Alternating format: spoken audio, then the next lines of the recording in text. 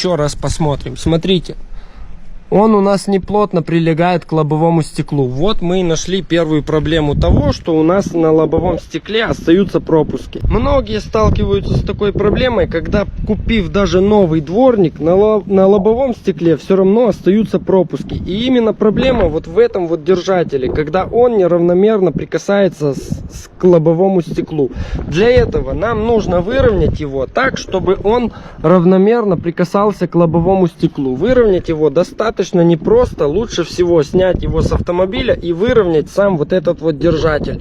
Выровнять его до тех пор, пока он не будет плотно прикасаться к лобовому стеклу. Это, пожалуй, друзья, самая частая проблема, когда дворники, даже новые дворники, оставляют на лобовом стекле очень большие или маленькие пропуски. Многие автомобилисты сразу летят в магазин купить новые дворники.